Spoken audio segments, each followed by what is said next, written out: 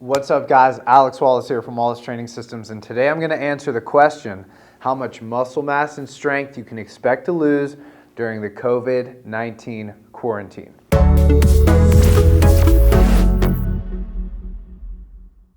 So I'm going to take the position, the worst possible scenario, namely you can't train at all for whatever reason.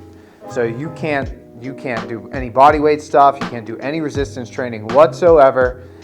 I am taking the fact that you stay healthy. You're just quarantined. You're quarantined because we have a statewide quarantine right now. But you're healthy, you're not doing any training whatsoever, and you're having adequate nutrition. So I'm going to split this up into two parts. Part one is what the research says, and then part two is going to be my experience. So I've creamed through a lot of research papers, and I found two good ones where it basically took groups of people that were pretty well trained, and then they detrained them for 2 to 3 weeks. What they found was after 2 to 3 weeks of no training, there was no statistically significant changes in muscle mass and strength. They surmised that after that 2 to 3 week period, we would start to see a degeneration of muscle mass and strength, but up to 2 to 3 weeks, depending on which study you're looking at, there was no statistically significant changes in muscle mass or strength. An important thing to note is that statistically significant doesn't mean no significance at all. If it's not statistically significant, it doesn't mean there is no statistical significance. So I'm going to make this as simple as possible. We're going to use an arbitrary number of 10. Let's say the research subjects in any study had to reach 10 in an arbitrary event in order for there to be statistical significance. That means 9, 8, 7, 6, all the way to 1 would mean no statistical significance. It was only 10 or above that would make a statistically significant change. So what that means is that in that research paper, nothing below 10 was statistically significant. But as you can see, that doesn't mean no significance.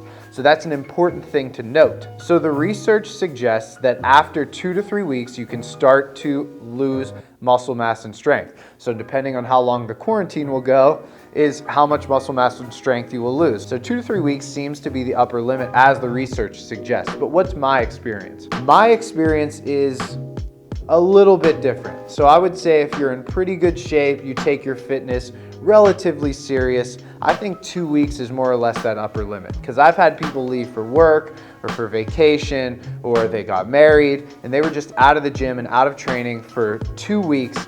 And that seems to be, in my experience, the upper limit. So if they can come in 2 weeks later, they can generally squat, bench, deadlift, do a lot of the strength movements the same, but in their experience, it is much, much, much harder. So that's just, there's a lot of reasons for that. I think one of them is just the mental, I guess, when you start to become less familiar with exercise, the further out you are from it. So although 2 weeks isn't that long, it might feel long and it might feel harder when you jump under the barbell. I think that's for most people. I think as you get more advanced and your goals get more specific, the window you can go without training becomes much smaller. So I'm thinking about the sport of lifting, of weightlifting. So that's the clean and jerk and the snatch. Those are two pretty advanced movements that rely on a relatively specific recruitment of muscle fibers in order to complete that movement. I wouldn't advise anybody to go 2 weeks without training and expect to PR at a weightlifting meet. It's not going to happen. And I think the same thing for a lesser extent for bodybuilding and powerlifting. If you don't train at all, you're probably not going to PR at your powerlifting meet if you don't train at all for 2 weeks, you're not going to PR at your powerlifting meet, and you're not going to look your best at your bodybuilding show. So I think as your goals get more specific and your training becomes more intense, you get more advanced, the window closes quite a bit.